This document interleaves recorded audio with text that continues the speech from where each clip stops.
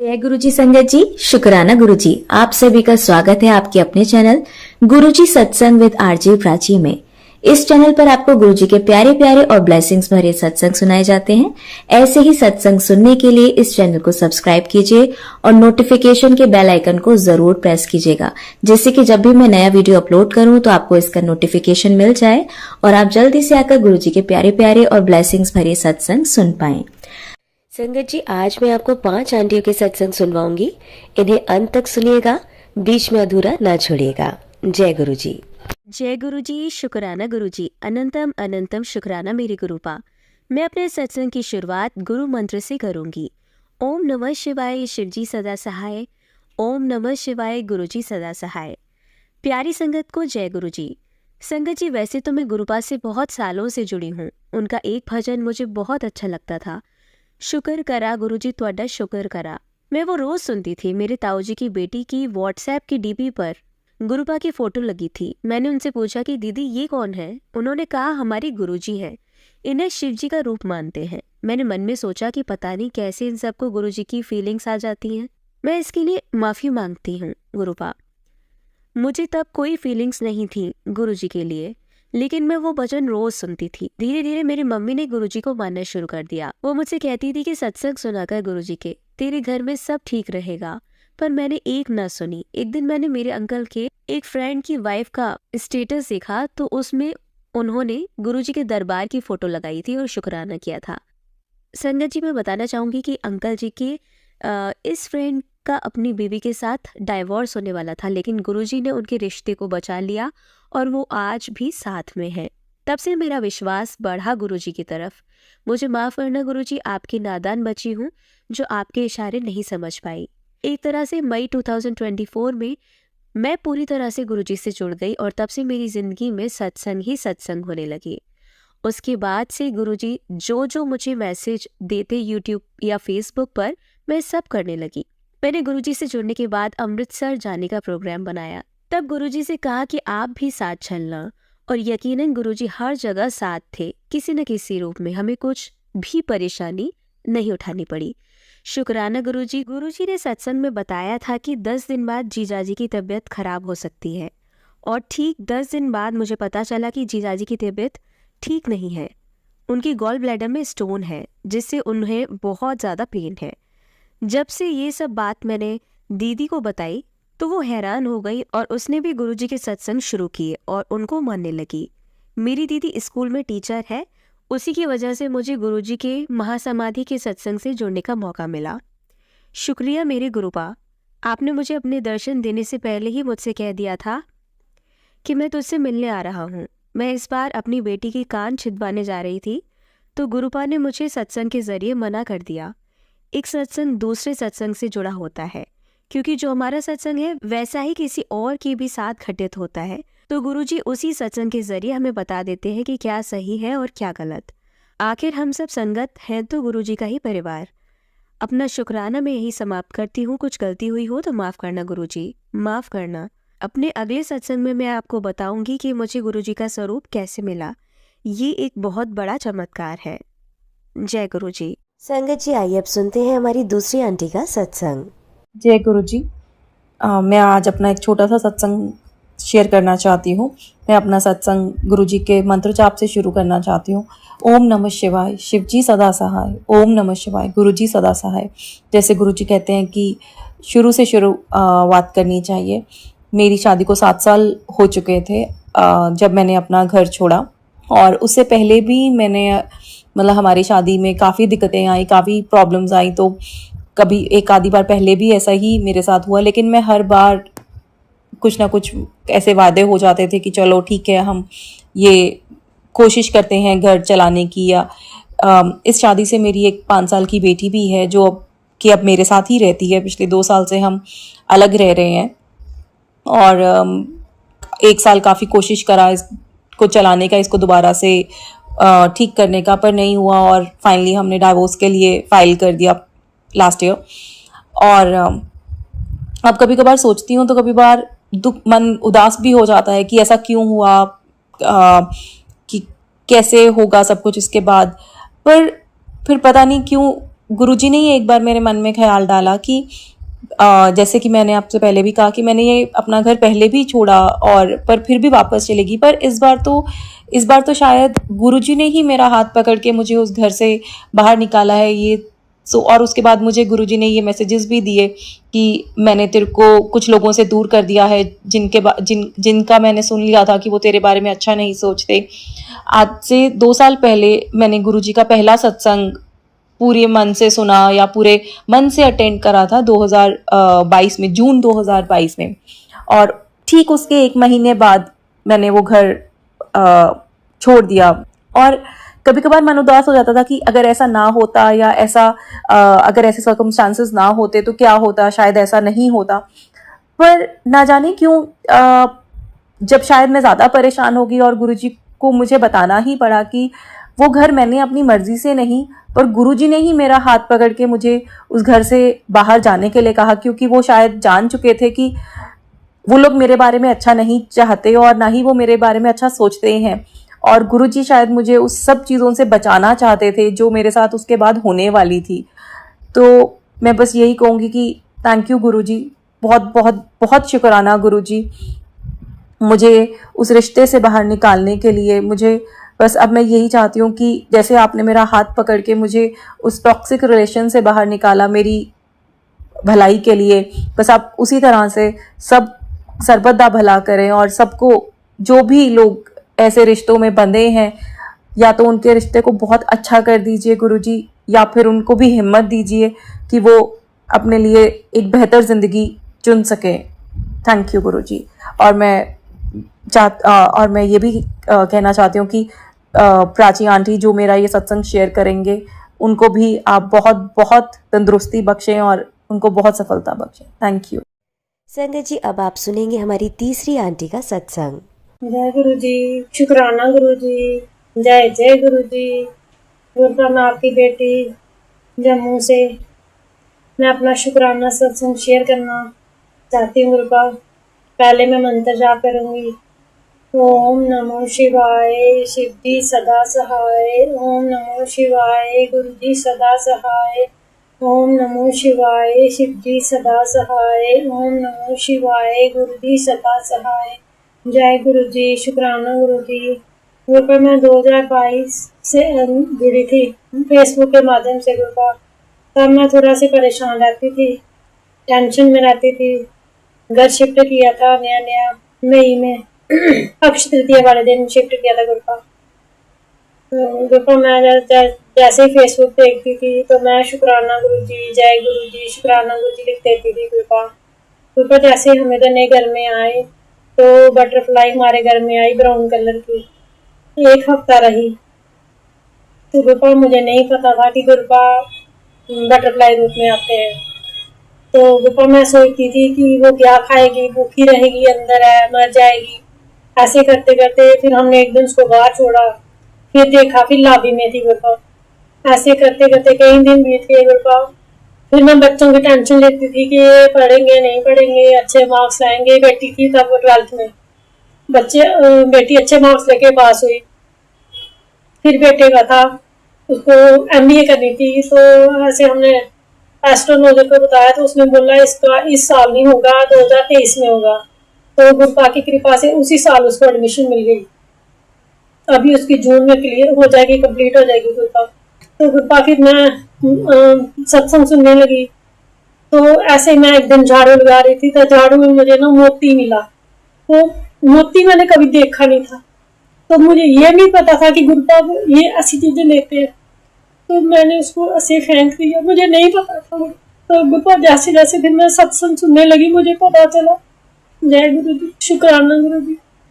गुरुपा, मुझे बोलते हैं कि तू सत्संग शेयर नहीं करती है, सत्संग शेयर कर। गुरुपा, मैं डरती हूँ बोलने से, ऐसे मैं बड़ा बोलती हूँ पर शेयर करने में थोड़ा हिचकिचाती हूँ। गुरुपा, तो एक दिन भी मैंने बोला था बेटी को कि मेरा सत्संग रिकॉर्ड कर किया, पर मुझे उसने मैसेज कुछ अच्छा नहीं था कि मैंने शुरू से नहीं बोला। तो मैं फिर बोलती थी गुरुपा, मुझे यहाँ बड़े मंदिर नहीं बुलाते, सभी लोग जाते हैं, सभी संगत जाती है। मुझे आपने फिर उधर भी बड़े मंदिर भी बुलाया अप्रैल में, फिर मुझे मई में डुगरी में भी बुलाया। गुरुपा, बड़े अच्छे दर्शन हुए। गुरुपा, बड़े मंदिर भी बड़े अच्छे दर्शन हुए। गुरपा छोटे छोटे सत्संग बड़े हैं गुरपा, पर मुझे याद नहीं आ रहे अभी। जितना याद आ रहा है आप ही याद दिलाओगे, मैं वो बोल रही हूँ गुरपा। गुरपा ऐसे हमारी हम शॉप ले रहे थे, तो वो भी 2023 की बात है, 22 की है, पता नहीं गुरपा, याद नहीं है मुझे। तो हम उधर गए थे, तो मैंने ऐसे मन में बोला, मैंने गुरपा जल्दी काम हो जाए, पर गुरपा वो काम क्लियर होने वाला नहीं था, उसमें कुछ रुकावट थी। तो गुरपा काम वही करेंगे जो सही होगा। फिर हम उसके को 15-20 दिन के बाद फिर वो डील हुई, फिर वो क्लियर हो गई गुरपा। इसलिए गुरपा आपका अनंत अनंत शुक्राना गुरपा। बच्चों को भी ब्लेस किया आपने, अंकल को भी किया है, अपनी बेटी को किया है, मेरी मदर इन लॉ उनको भी किया है गुरपा।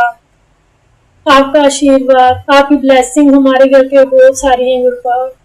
आप साक्षात घर पे हो, आपका घर है गुरपा, वो हमारा घर नहीं है, आपका है। बच्चे आपके, अंकल आपके, परिवार आपका। जय गुरु जी, शुक्राना गुरु जी, गुरपा। संगत जी, अब सुनते हैं हमारी लास्ट आंटी का सत्संग। जय गुरु जी, शुक्राना गुरु जी। प्राची जी का बहुत बहुत शुक्राना सत्संग शेयर करने के लिए। ओम नमः शिवाय, शिव जी सदा सहाय। ओम नमः शिवाय, गुरु जी सदा सहाय। संगत जी, मैं गुरु जी महाराज का जितना शुक्राना करूं उतना कम है, क्योंकि महाराज ने जो मुझे आज से कुछ टाइम पहले मुझ तक ये मैसेज बार बार पहुंचाए कि शिव पुराण पढ़ो, शिव पुराण पढ़ो, उसका शिव पुराण पढ़ने से जो चीज़ें सामने आ रही हैं, मतलब बार बार पढ़ते हैं जब, सही कहा उन्होंने कि तुम एक बार पढ़ोगे तुम्हें समझ नहीं आएगा, 2-3 बार पढ़ने के बाद तुम्हें समझ में आना शुरू होगा कि क्या है। और संगत जी, जब मैं शिव पुराण का एक अध्याय पढ़ रही थी तो मुझे मतलब लगा कि मैं वाकई महाराज का अगर युगों युग भी शुक्राना करते रहे हम तो वो कम है, क्योंकि हमने पता नहीं कितने पाप करे होंगे। सोल हमारी सिर्फ इस जन्म से नहीं बल्कि कितने जन्मों से पता नहीं ट्रैवल कर रही है, और कितने हमने पाप कर्म करे होंगे जो महाराज कटा रहे हैं। क्योंकि संगत जी, महाराज ने जैसे बोला है कि तुम मेरे साथ पाप कर्म अपने कटवा लो, क्योंकि आज ये पौधा है, मैंने किसी सत्संग में सुना था, किसी संगत को उन्होंने बोला था, तो मैं उनका सत्संग तो नहीं शेयर कर रही, जो उसमें से जो बात मुझे अच्छी लगी थी, सारा सत्संग ही अच्छा था नो डाउट, पर मैं सारा सत्संग उनका नहीं शेयर कर रही, मैं सिर्फ एक बात बता रही हूँ कि जो आज पौधा है वो कल को पेड़ बन जाएगा और तुम्हारे से नहीं हो पाएगा, मतलब कल को इन द सेंस कि अगले जन्मों में। और आज तुम मेरे साथ हो तो इसको कटवा लो अपने कर्मों को। और संगत जी, मैं अपनी अगर बात बताऊं तो कभी कभी हिम्मत हार जाता है इंसान में भी, गिव अप करने पे आ जाती हूँ कि लाइफ में बार बार लाइफ को रीस्टार्ट करना पड़ता है। अब उसके रीज़न कई सारे हैं, कितनी बार लाइफ नीचे गई और उसको फिर से उठाना पड़ा, और करवाने वाले तो वही हैं परमात्मा, पर कई बार होता है कि हम टायर्ड हो जाते हैं, हम थक जाते हैं, और लगता है कि खास करके सबसे बड़ी प्रॉब्लम होती है फाइनेंस की, और महाराज से मांगने का तो मतलब ही नहीं बनता, क्योंकि उस लायक हम है ही नहीं कि हम मांगें। पर हाँ, जब चीज़ें बहुत ज़्यादा पेनफुल हो जाती हैं तो अरदास करनी पड़ती है कई चीज़ों के लिए, पर फिर भी कोशिश यही है कि मांगो नहीं। बट दोबारा से उसी चीज़ पे आती हूँ कि जो फाइनेंस है, पर्सनल लाइफ होती है, प्रोफेशनल लाइफ होती है, सबसे बड़ा पेनफुल एरिया आज की लाइफ में वही है। इंसान सबसे ज़्यादा दुखी इसी चीज़ के लिए होता है। और फिर दूसरी चीज़ होती है हेल्थ। लाइफ नहीं है तो चलो वो तो ख़त्म ही हो गया, उसका तो क्या ही भूलेंगे, जबकि वो सबसे इम्पॉर्टेंट है, क्योंकि हमें लाइफ बहुत प्रीशियस है। अगर वो है तो हम अपने कर्म आज महाराज से के साथ कटवा लें। लेकिन जो हम लोगों के दिमाग हैं, हम मतलब हम एज अ ह्यूमन, हमारे लिए वही होता है कि हमारे फाइनेंस अगर स्टेबल नहीं है तो सब ज़्यादा चिंता होने लगती है, टेंशन होने लगती हैं। पर मुझे भी आज ऐसे ही कुछ चिंताएं सता रही थी, जबकि महाराज बोलते रहते हैं, बार बार मैसेज देते हैं कि मैं तेरे साथ हूँ। तो और उन्होंने कई तरह से मेरे सामने कई ऐसे वीडियोस आए, कई ऐसी रील्स आई जिसमें वो ही चीज़ वो उन्होंने समझाई कि वो साथ में है। और एक जैसे बच्चा भी जब अर्थ पे आता है तो उससे पहले ही उसका सारा इंतज़ाम कर दिया जाता है, तो फिर डरने की क्या ज़रूरत है। या पक्षियों के जो खाने का, सोने का, हर चीज़ का उनको वो चला रहे हैं। और इंसान को भी डरने की ज़रूरत नहीं होनी चाहिए, क्योंकि जब ख़ास करके हम तो वैसे भी जब गुरु जी ने हमारा हाथ पकड़ रखा है तो डरने की वो बात ही नहीं है कि वो हमें गिरने देंगे।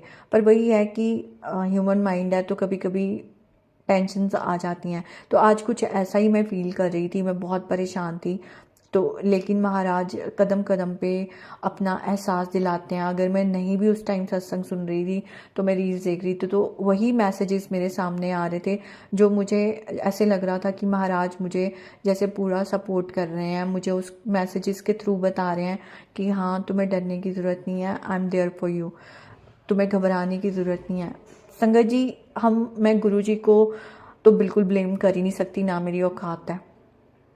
आज तक मेरे साथ जो भी हुआ वो मेरे ही पिछले जन्मों के कुछ कर्म होंगे, चाहे वो किसी ने ब्लैक मैजिक करा हो, चाहे वो किसी ने हमारा बुरा करा हो, चाहे किसी की नेगेटिविटी हो, चाहे हमारे अपनी बेवकूफ़ियाँ हो कि हमने गलत लोगों पे ट्रस्ट करा, कुछ भी हो, पर कर्म तो थे तभी सामने आए। और इस चीज़ को मैं एक्सेप्ट करती हूँ, क्योंकि हमें याद नहीं है हमारी सोल पता नहीं कब से ट्रैवल करती हुई आ रही है और हमने कितने भयंकर कर्म करे होंगे, जो महाराज कहते हैं ना कि 90% में तुम्हारे कर्म अपने पे लेके सिर्फ 10% तुमसे कटवाता हूँ, वो भी वो पता नहीं किस किस रूप में कटवाते हैं। कोई मतलब जब मैं आज शिव पुराण पढ़ रही हूँ ना तो मुझे और एहसास हो रहा है कि अगर महाराज ने हमारा हाथ ना पकड़ा होता तो हमें पता नहीं, हम अगर मान लो मैंने इस जन्म में तो ऐसे कर्म नहीं करे कि मतलब बहुत ही यातनाएं सहनी पड़े, पर जब शिवपुराण में भी सुनते हैं छोटी छोटी चीज़ों के लिए भी कितने बड़ी बड़े उनके कॉन्सिक्वेंसेस होते हैं, मतलब जो मरने के बाद या दूसरे जन्मों में हमें भुगतने पड़ते हैं। तो महाराज हमारे कष्ट कटाकर हमें कितना उन्होंने हमें बचा दिया है, मतलब हम कितने लकी हैं। मैं तो आज समझ पा रही हूँ शायद इस बात को, ऐसा नहीं कि पहले नहीं समझते थे, पर जब से शिव पुराण पढ़ी है और थोड़ी बहुत जो 2-4 लाइनें भी समझ आई हैं तो मतलब मुझे लगता है कि मैं महाराज का अगर युगों युग सच में शुक्राना करूँ तो वो भी कम है। क्योंकि अगर हमें वो सब भोगना पड़ता जो भी हम पिछले जन्मों से लेकर अब तक करते आए होंगे, भले हमने इस जन्म में कोशिश करी होगी कि हम अच्छे इंसान बने, पर अगर स्ट्रगल आई है लाइफ में, मतलब हमने कुछ कांड करे होंगे पिछले जन्मों में तभी आई है, तो कितना बचा रहे हैं वो हमें और आगे का हमारा संवार रहे हैं।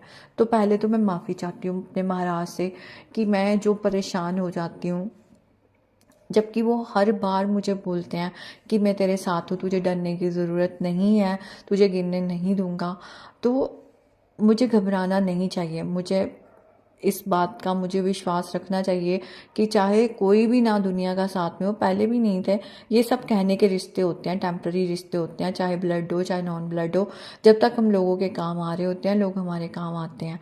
हाँ, कुछ लोग होते हैं बहुत अच्छे भी होते हैं और जो हमारी मदद भी करते हैं वो भी महाराज ही करवाते हैं, करने वाला सिर्फ परमात्मा ही है, कोई किसी के लिए कुछ ना करे। नहीं तो चाहे मैं भी हूँ तो मैं भी किसी के लिए कुछ ना करूँ, अगर मेरी भी बुद्धि सही काम कर जाती है कभी, अगर मैं कभी करती हूँ तो वो परमात्मा ही करवाने वाला है, क्योंकि हमेशा हर टाइम तो मेरा भी मन नहीं करता हर किसी के लिए कुछ करने का, तो इसलिए कराने वाला वो परमात्मा ही है। तो हम कर ही नहीं रहे होते एक्चुअली, हम लोग पता नहीं कितने के सेल्फिश लोग होंगे, और महाराज ही हमें सद्बुद्धि देते हैं और महाराज ही हमारे हर तरह से हमें हेल्प करते हैं।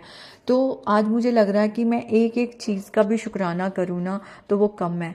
आज मैं अच्छी तरह से देख पा रही हूँ, अच्छी तरह से सुन पा रही हूँ, खा रही हूँ, पी रही हूँ, सब इतनी प्रॉब्लम होने के बाद भी मैं बहुत सही से ज़िंदगी जी पा रही हूँ। आगे का अगर फ्यूचर का सोचने लग जाऊंगी तो हाँ मैं पागल ही हो जाऊंगी, लेकिन अगर मैं फ्यूचर का ना सोचूं, अपने महाराज पे छोड़ दूं, जैसे कि पहले भी हमेशा छोड़ा है, कई बार ऐसे टाइम आए जब छोड़ा है, और जब जब नहीं छोड़ा तब मैं परेशान हुई हूँ, लेकिन जब भी मैंने महाराज के ऊपर छोड़ी है अपनी सारी बातें सारी चीज़ें, तो मैं बिल्कुल शांत हो जाती हूँ, बिल्कुल सुकून आ जाता है कि चीज़ें उनके हाथ में वो अपने आप देख लेंगे। और सिर्फ बंगले गाड़ियाँ हो हमारे पास वो ही उनकी कृपा का बात नहीं होती, बल्कि उन्होंने कितनी बार मुझे बचाया, कितनी बार मेरी लाइफ में मेरी हेल्थ ठीक करी, कितनी बार मुझे ऐसी परेशानियों से बचाया जहाँ पे पता नहीं मेरा क्या होता। कितने मेरे उन्होंने कर्म काट दिए हैं जो मैं सोच भी नहीं सकती कि मैं काट पाती अगर 100% मुझे काटने पड़ते, या अगले जन्म मुझे ले लेके वो कर्म काटने पड़ रहे हैं। मैं सोच ही नहीं सकती ऐसी चीज़ें अब, जो मैंने इस जन्म में भी मैं देख के, छोटी छोटी चीज़ें हों या बड़ी चीज़ें हों तो मैं परेशान हो जाती हूँ, रो पड़ती हूँ उनके सामने कभी। तो जितना शुक्राना करें कम है। महाराज मुझे कई बार ऐसे सत्संग सुनाते थे, do not take God for granted. और अब समझ में आ रहा है कि वो इतनी आसानी से मिल गए हैं, इसका मतलब ये नहीं है कि फॉर ग्रांटेड उनको लें। वो बहुत ही बड़ी बात है। मुझे आज और ज़्यादा, मतलब मुझे पहले भी एहसास होता था, सत्संग सुनती थी, पर आज मुझे शिव पुराण पढ़ने के बाद जैसे और एहसास हो रहा है। और शायद महाराज ने इसीलिए मुझे आज ये अध्याय पढ़ाया, क्योंकि थोड़ा मेरा मन, जिसे कहते हैं ना, बहुत, थोड़ा नहीं बहुत परेशान हुआ था आज शाम को खास करके। तो अ, मतलब वो हमारे लिए क्या है, वो हमारे साथ है, मतलब ये इतनी बड़ी बात है। मेरे पास वर्ड्स कम पड़ रहे हैं, ये इतनी बड़ी बात है, मतलब कि हमें तो डरने घबराने की ज़रूरत ही नहीं है। वो सृष्टि का मालिक हमारे साथ है।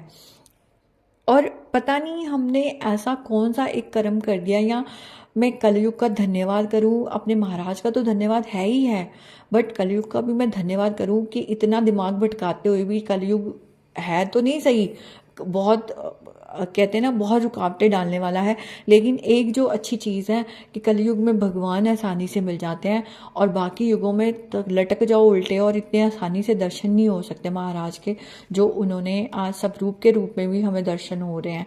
चाहे हमने उनको फिजिकल रूप में उस टाइम नहीं देखा, पर महाराज किसी न किसी रूप में हमारे सामने, सबके सामने आए होंगे। ये मेरा रहा भी है एक्सपीरियंस, उसको मैं ज़्यादा शेयर नहीं कर रही, बट हाँ, महाराज सब रूप में तो हमारे सामने हैं, और प्लस हमें एक्सपीरियंस जो कराते हैं वो किसी ना किसी तरीके से, कभी फ्रेगनेंस के थ्रू, कभी ऐसे बहुत से तरीके हैं जिनके थ्रू वो एक्सपीरियंस कराते हैं अपनी एग्जिस्टेंस की, वो साथ में हैं। ये सच में इतनी बड़ी बात है। मैं, मतलब मेरे पास सच में वर्ड्स कम पड़े हैं, मैं जितना शुक्राना करूँ ना उतना कम है। मैं उस जिस अध्याय को पढ़ के आज ये चीज़ मेरे अंदर आ रही है, मैं संगत जी आपसे शेयर करना चाहती हूँ। मतलब मैंने जो गीता प्रेस गोरखपुर की शिव महापुराण है, इसका 2 बुक्स होती हैं। प्रथम खंड जो है मैं पढ़ चुकी हूँ, तो मैं द्वितीय खंड में पढ़ रही हूँ। इसमें श्री शिव महापुराण का उमा संहिता में मैं पढ़ रही हूँ। इसमें 10वां अध्याय है, जिसमें सनत कुमार जी बता रहे हैं कि क्या कर्म करने से क्या होता है। और ख़ास करके मैं पूरा तो नहीं बता रही, जो चीज़ मतलब मैं बहुत ज़्यादा पहले मैं बताती हूँ कि इसमें लिखा क्या है। इसमें है, जो लोग सज्जनों की निंदा सुनते रहते हैं, उनके कानों में अग्नि के समान वरण वाली लोहे की कीलें तथा ताम्र आदि से निर्मित तप्त कीलें ठोक दी जाती हैं, और फिर पिघले हुए रांगा, सीसा एवं पीतल से तथा तप्त दूध, तप्त तीक्ष्ण तेल अथवा वज्रलेप से क्रमशः उनके कानों में भरकर नरकों में कर्मानुसार चारों ओर से उन्हें यातनाएं दी जाती हैं। इसी प्रकार प्रत्येक शरीर से किए गए पाप के कारण क्रम से सभी इंद्रियों की भी घोर यातनाएं होती हैं। जो मूढ़ दूसरे की स्त्री का काम भाव से स्पर्श करते हैं, उस स्पर्श दोष के कारण उनके हाथ अग्नि के समान दहकती हुई बालुओं से भर दिए जाते हैं। उनके शरीर पर सभी क्षार पदार्थों का लेप कर दिया जाता है, और सभी नरकों में महान कष्ट देने वाली यातनाएं दी जाती हैं। तो इस जो मैं ये पढ़ रही हूँ, इसमें एक्चुअली संगत जी इसमें यही बताया हुआ है कि जो भी हम पाप कर्म करते हैं, उनकी क्या क्या यातनाएं हमें मरने के बाद भोगनी पड़ती हैं। और ये भी हम जो शारीरिक ये शरीर लेते हैं, हम आके जन्म लेते हैं, हम इन कर्मों के कारण जो दुख भोगते हैं हमसे तो वही सहन नहीं होते। और जब मैं ये पढ़ रही हूँ शिव महापुराण, तो इसमें हर चीज़ का, हर छोटी से छोटी चीज़ का वर्णन करा हुआ है, हर छोटी से छोटी चीज़ का बताया हुआ है कि इस कर्म का क्या फल भोगना पड़ता है। और वो मतलब सुनने के बाद, पढ़ने के बाद मतलब एहसास होता है कि हम कितने लकी हैं, हमारे महाराज हमें मिल गए हैं और वो हमारे पाप कर्म धो रहे हैं।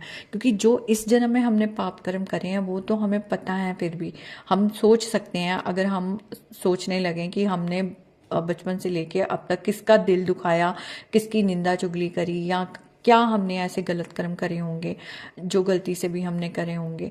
लेकिन जो हमने पिछले जन्मों में बड़े बड़े पाप कर्म करे होंगे जो हमें पता ही नहीं है, महाराज तो हमारे वो भी बख्शवा रहे हैं, वो भी कटवा रहे हैं। तो मुझे इतना मतलब अंदर से आ रहा है कि मैं कितना शुक्राना करूँ ना, आज रात भर बैठ के शुक्राना करूँ, युगो युग शुक्राना करूँ, वो भी कम है कि वो हमें बचा रहे हैं उस नरक की आग में पड़ने से। और जो बात मैं इस स्पेसिफिक जो अभी लाइंस मैंने पढ़ी हैं निंदा चुगली से रिलेटेड, वो उसके बारे में ना संगत जी बहुत सारे सत्संग मेरे सामने आते थे एक्चुअली। और मैंने पहले भी बताया था कि जो निंदा चुगली है महाराज मुझे बहुत सुनवाते थे कि इससे दूर रहो। और उसका कारण था, मैं अपने पे तो कोशिश करती ही हूँ कि मैं किसी की निंदा चुगली ना करूँ। अब निंदा चुगली दो टाइप की यहाँ पे मुझे समझ में आती है। एक तो जो किसी ने मेरा दिल दुखा दिया और मेरा मन भरा पड़ा और मैंने दूसरे से कह दिया कि हाँ इसने मेरे साथ गलत करा, या किसी ने दूसरे के साथ गलत करा, ये करता है, पर वो भी शायद निंदा चुगली ही होती है। और एक होता है कि मतलब हम फेक बन रहे हैं कि हम किसी इंसान के मुंह पे तो अच्छे हैं पर पीठ पीछे जेलेसी की वजह से उसकी निंदा चुगली करना। मैं ऐसी चीज़ें तो नहीं करना चाहती, ना ही मैं ये बिल्कुल भी नहीं करना चाहती कि किसी के साथ कोई ऐसी गलत भावना रख के और किसी के लिए गलत बोलना। ज़्यादातर मुझे किसी के ऊपर गुस्सा होता था कि इसने मेरे साथ बुरा किया, तो तभी मैं बात करती थी, पर मैं उसको भी हमेशा कोशिश करती हूँ इम्प्रूव करने की कि वो बात ना की जाए। अगर अंदर से दुख होता है, गुस्सा आता है, तो अब कोशिश यही होती है कि महाराज के सामने बैठ के उनसे ही बात कर लूँ, क्योंकि वो कहते हैं कि मेरे साथ शेयर करो जो करना है, लोगों को मत बोलो। और संगत जी मैं पीछे बहुत परेशान हो रही हूँ इन बातों से, क्योंकि कुछ लोग ऐसे होते हैं हमारी लाइफ में जो हम उन्हें कितना भी रोकें, समझाएं कि नहीं हमें नहीं सुनना, पर वो हमारे कानों में डालते हैं। तो अब मुझे और एहसास हो रहा है कि महाराज ये सत्संग क्यों सुनवा रहे थे। इवन प्रेमानंद महाराज का भी मेरे पास सामने एक बार ब्रॉडकास्ट तो नहीं, उनके वो जो प्रवचन देते हैं ऐसे अपने सभा में अपनी संगत के सामने, तो वो एक बार क्लिप मेरे सामने वीडियो क्लिप आई थी, उसमें वो वही बता रहे थे कि निंदा चुगली सुनो भी मत, करनी तो है ही नहीं ना, सुनो भी मत, क्योंकि जहाँ कोई निंदा चुगली कर रहा है कानों में उंगलियां दे लो या ऐसे कुछ था, या वहाँ उस जगह से चले जाओ, वो सुननी ही नहीं है।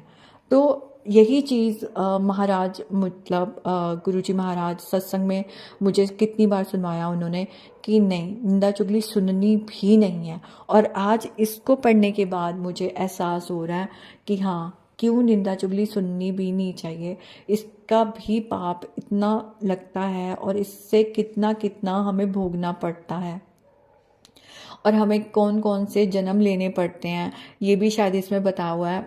मतलब वो मैं आगे शायद पढ़ूंगी। और ये चीज़ें सच होती हैं कि हमें यहाँ से जाने के बाद भी भोगने पड़ते हैं वो नरक जो भी हमने पाप कर्म करे होते हैं, छोटे से छोटे पाप कर्म। और हमें जो उसके बाद पता नहीं कितने टाइम के बाद हमें मनुष्य जन्म मिलता है, उसके बाद भी हमें भोगना पड़ता है। और मनुष्य जन्म मिलने से पहले हमें वो 84 योनि जो भोगनी पड़ती है अपने पाप, छोटे छोटे पाप कर्मों की वजह से। तो इसीलिए महाराज कहते हैं कि इंसान बन जाओ, मतलब इंसान बंदा बन जाओ या इंसान बन जाओ, विच मीन्स कि हम अपने में सुधार लाएं। और अब यही मन करता है कि हाँ पैसा ज़्यादा कमाना अब मैटर नहीं करता, वैसे भी नहीं करता था, बट हाँ एक सिक्योर लाइफ ज़रूर होनी चाहिए कि हाँ सिक्योरिटी ज़रूरी नहीं कि करोड़ों रुपयों से ही आएगी, वो एक छोटा सा घर लेके एक छोटा सा रूम लेके भी आ जाती है। क्योंकि अब यही एहसास होता है कि हाँ मतलब एक एक वो डिपेंड करता है कि हमारी लाइफ में कितना पैसा लिखा है कितना नहीं, बट हाँ एक अच्छे तरीके से पैसा कमाया और अच्छे तरीके से ही कमाना है, बस वही है दिमाग में। और पैसे के पीछे भागने से कुछ होगा भी नहीं। जो ये चीज़ें हैं ना, ये पढ़ने से, सत्संग सुनने से ही समझ में आती हैं कि एक्चुअली में सबसे ज़्यादा इम्पॉर्टेंट चीज़ क्या है। वो यही है कि हम सिर्फ पैसा कमाने, रोटी कमाने और ये सब करने नहीं आए। ठीक है, गृहस्थ जीवन ज़रूरी है, सब कुछ ज़रूरी है, बट हमारा जो मेन मकसद है अर्थ पे, और स्पेशली जब हम बहुत लकी हैं कि आज हम एक ह्यूमन फॉर्म में हैं, और हमें सब उससे भी ज़्यादा आज जो हम लकी हैं, ब्लेस्ड हैं कि गुरु जी ने हमारा हाथ पकड़ लिया।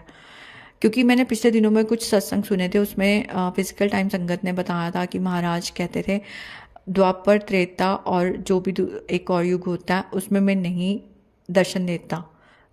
ऋषि मुनि भी कितनी तपस्या करते हैं, इतना आसान नहीं होता मेरे दर्शन पाना, लेकिन कलयुग में मुझे बार बार आना पड़ता है, धरती पे अवतार लेना पड़ता है, क्योंकि पाप इतना बढ़ जाता है कि लोगों का हमारे लोगों के भले के लिए, हमें समझाने के लिए वो धरती पे बार बार आते हैं। तो महाराज, अगर मैंने भी गलती से आपको कभी फॉर ग्रांटेड लिया होगा ना, तो मुझे आप क्षमा करना, क्योंकि ये सच में बहुत बड़ी बात है। आपने हाथ पकड़ा हुआ है, आप हमें संभाल रहे हो और आप हमें आगे तक लेके जा रहे हो। ये मैं अपने शब्दों में आपको थैंक्स कर ही नहीं सकती, मैं बता ही नहीं सकती मैं कितना, मतलब आज मुझे वो शब्द भी समझ में आ रहा है। एक शब्द हरबंस जी सिंह रागी जी का व्याख्या थी उसमें कि हे वाहिगुरु, हे मेरे प्रभु, मुझे इतनी आंखें दे दे, इतने मुख दे दे कि मैं तेरा शुक्राना करूं या मैं तेरा नाम लूं, ऐसे कुछ थी उस व्याख्या में, कि मैं उसको करते करते भी ना थकूं। वो करोड़ों मुख या करोड़ों आंखें मुझे दे दे, मैं तेरा दर्शन करूं। तो मुझे आज समझ आ रहा है कि हाँ, उसका मतलब क्या है, क्योंकि वाकई हम अपने परमात्मा का देनिया नहीं दे सकते कि वो हमारे लिए क्या कर रहे हैं। और मतलब आज इतनी सारी चीज़ें मतलब इधर उधर से समझ आ रही हैं, और मैं इसलिए बीच बीच में से बोलती जा रही हूँ जो मेरे मन में आ रहा है। संगत जी, होप आप समझ पा रहे हैं मैं क्या बोलना चाह रही हूँ। जितना शुक्राना करूँ महाराज मैं आपका, उतना कम है। और मुझे समझ में ये भी आ रहा है कि क्यों मुझे बार बार ये सत्संग आते थे, शिव महापुराण पढ़ो, शिव पुराण पढ़ो, चाहे एक अध्याय पढ़ो, ये बार बार सत्संग में सुनाया जाता था। चाहे एक अध्याय पढ़ो, चाहे एक पेज पढ़ो, पर रोज़ पढ़ो। आज समझ में आ रहा है कि इसके पढ़ने से क्या हमारा लाभ होता है, और बार बार पढ़ो, इससे क्या लाभ होता है। कि महाराज ने कहा कि एक बार पढ़ने में समझ में नहीं आएगा, मतलब अब ये डिपेंड करता है कोई कितनी जल्दी समझता है। और हर बात में, हर अब किसी के पास एक बुक होगी संक्षिप्त, किसी के पास 2 बुक्स हो सकती हैं, और हर उस अध्याय में कुछ ना कुछ ऐसा है जो हमें सिखाता है, और ये डेली प्रैक्टिस है। मतलब इट्स नॉट कि हमें कोई वैमो बर्मा में पढ़ना है कि इतनी बार पढ़ो, उतनी बार पढ़ो, इट्स नॉट लाइक दैट। पर मेन ये है कि ये हमारी आत्मा को शुद्ध कर रहा है, प्योर कर रहा है। और जिस टाइम से हम गुजर रहे हैं, क्योंकि आज ही मेरी अपने इधर सामने एक अंकल हैं, आंटी अंकल हैं, जो ब्यास की भी संगत हैं, प्लस वो गुरुजी की भी संगत हैं। उन्होंने सबसे पहले ब्यास जी का नाम, राधा स्वामी है तो उधर राधा स्वामी जी का नाम लिया हुआ था, पर अभी वो गुरु महाराज के भी जाते हैं। तो उनसे जब बात हो रही थी तो वो भी यही बता रहे थे कि जो उनके राधा स्वामी जी के उनके जो महाराज हैं, उन्होंने भी बोला है कि आने वाला समय बहुत ख़राब है, और जो ये कोविड होके गया, इसके बाद अभी जो समय आना है वो और भी ख़राब है। और यही चीज़ें हमने गुरुजी महाराज के सत्संगों में भी सुनी है कि आने वाला टाइम अच्छा नहीं है, और ये जो टाइम हम जितना नाम जप करें वो सही है। हर महापुरुष अगर बात की जाए, चाहे प्रेमानंद महाराज, सभी लोग यही कहते हैं कि नाम जप करो, और महाराज के भी सत्संग यही आते हैं, शिव पुराण पढ़ो, मंत्र जाप करो। तो शुक्राना महाराज, आपका बहुत बहुत शुक्राना कि आप ये सत्संग सुनाते हो और आप ये बताते रहते हो, रिमाइंडर्स भेजते रहते हो कि इस चीज़ से हम हटे ना। तो आप ऐसे ही हमें सद्बुद्धि देते रहें, हमें सुमति देते रहें कि हम शिव महापुराण पढ़ते रहें, मंत्र जाप करते रहें, और सिर्फ पढ़ते ना रहें बल्कि इसको अपने अंदर उतारें, आपके सत्संगों को अपने अंदर उतारें। आप जो चाहते हैं हमसे कि हम अच्छे आचरण करें, हम अच्छे इंसान बने, वो सब हमें दो। हमें नाम जप दो, हमें अच्छा इंसान बना दो, हमारी बुद्धि को सद्बुद्धि में बदल दो महाराज। हमारे जो भी आसपास लोग हैं उन सबको आप सब पर कृपा करो कि सब में सद्बुद्धि और हम अपना ये जीवन सफल कर सकें, क्योंकि ये मनुष्य जन्म पता नहीं दोबारा कब मिलना है। इसको अब आप मिल गए हो तो आप इसको सफल बना दो बस। तो इसी से मैं आज का शुक्राना महाराज का करते हुए अब विराम देती हूँ। फिर जब महाराज सत्संग शेयर करवाएंगे संगत जी, आपसे शेयर करूँगी। तो अनंतम अनंतम शुक्राना महाराज का। संगत जी, मुझे सुनने के लिए आपका भी बहुत बहुत शुक्राना। महाराज सबको ब्लेस करें, सबको सुखी रखें। जय गुरु जी, शुक्राना गुरु जी।